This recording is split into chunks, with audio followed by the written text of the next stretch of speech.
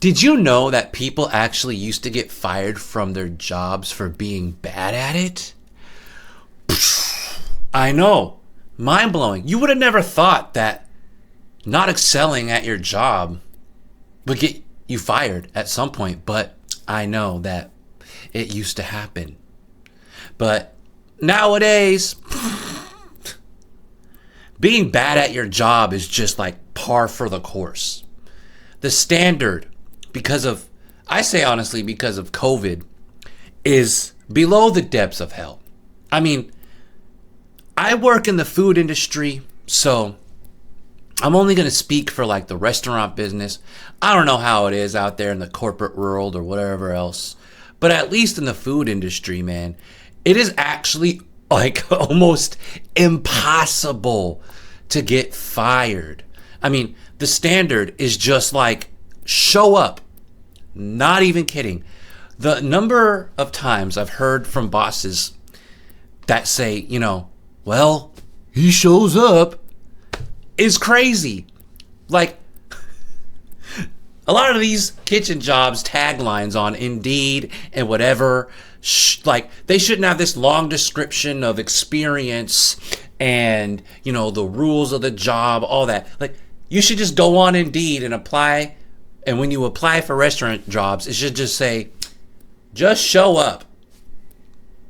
Like, honestly, genuinely speaking. And it's frustrating when you work with people who are so terrible. And you know what you get from the bosses? Other than, well, he just shows up, you get, oh, that's just how they are. So let's add that to the tagline. Just show up and be yourself. It's insane.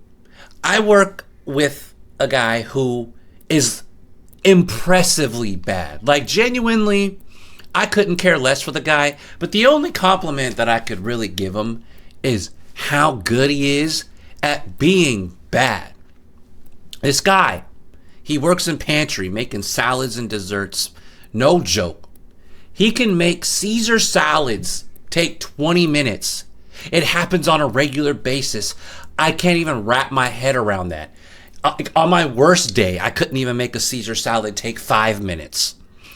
But alas, that's just how he is. And it's so bad that servers have actually had to come out of pocket and pay for tables' meals because entrees, hot food will come out before salads, bro. That's like as bad at your job as you can get. Like, you're actually like bad at your one job. Salads out before the entrees. But nah, well, I don't know, like, we can't find anybody else, we just, there's no write-ups, there's never warnings, ever. Like, there's nothing to hold people who are terrible at their jobs accountable. And you know what's funny?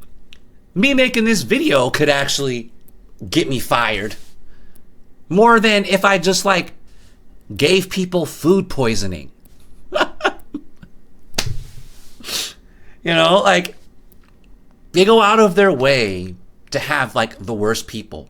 Another thing in the food industry is, like, nepotism. Where I work, they have a whole bloodline of family working together. And they're all just bad, except for maybe one, kinda, sorta. But the whole family is terrible. They've been here for decades working at this place. And we have a couple who are from Mexico, don't speak a lick of English, but been here over 20 years. The one guy, kid you not, sometimes he don't want to wash some dishes, so he will just throw dishes away. All right? Throw dishes away. Well, that's just how he is. So what do? We hire his daughter, who also does not speak English, and who also is just as bad at her job. Because what? Nepotism? I'm sitting here thinking, how did they even interview this woman? They probably didn't. They're like, well, just bring your daughter aboard. We really are desperate for a dishwasher. I don't understand why we're so desperate all the time. There's all this talk about how nobody can find a job. It's so hard for Gen Z to find a job. You know, you go to Indeed, you apply. It's all these fake jobs. Nothing like, it's so false to me. There's no need to be desperate. I constantly tell them, you could hire a random crackhead to wash dishes, and he will do 10 times better than this fucking non-English speaking guy who's been working here for 20 years with his wife, and now his freaking daughter who is just as bad as he is. We could hire internally. Like, we have all these young people, like, in the front of house. Like, there's so many just options. You know, we could shake it up a little bit, put people in different roles. I don't know, though. I don't know. I just work here, I guess. What do I know? I'm just a lowly line cook. I ain't no sous chef. I ain't got no name on my jacket. All right. Now, this points to just a bigger problem in society, that we just reward bad behavior or we ignore it because people are too lazy and too checked out to make an effort to make any kind of change, to make an effort to actually reach out, put together a good PR campaign, to actually promote and get people to work that are actually going to excel at their job. Or just excel at being a good person, generally speaking. But we uplift the worst people and all of the worst behaviors. Like Tim Walz, the governor of Minnesota, pardoned an illegal immigrant child abuser. Luckily, the Trump administration deported this guy, but let me say that again, if you missed that. Pardoned an illegal immigrant, convicted child rapist.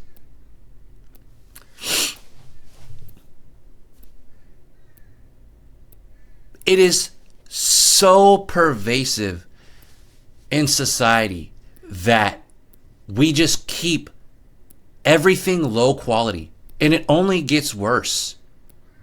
You know, everybody's on drugs and or drunk or both. It's so demoralizing. I don't feel encouraged to really do the greatest job. And it's not even like on purpose or I want to be that way. It's just like when you see the way that these people get treated who are completely awful compared to you. And you're just like, well, why should I even try to put my best foot forward? Why? I end up getting more responsibility for a little tiny bit of more pay, for more stress. I got to deal with more people. Like, I would rather just do my little bare minimum position that I got and continue to do that and just chill. There's just no consequences anymore, and people know this. People are totally fine with just being crap because everyone just fucking jerks them off and is just like, oh yeah, well, oh, he sold someone some raw fish from 3 months ago. Oh, golly, what a goofy guy. That's where we're at. So, think twice before you fucking eat at restaurants, man, because this is what we got.